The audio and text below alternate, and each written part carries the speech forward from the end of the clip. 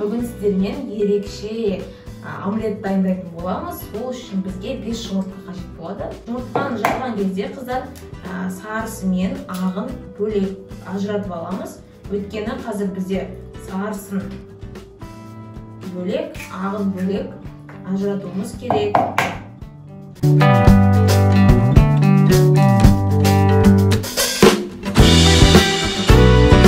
Енді жұмыртқаның ағына тағы да тұзымызды қосып, бұл жерде қазір жақсылап тұрып взбивать етіп аламыз, яғни миксердің көмегімен.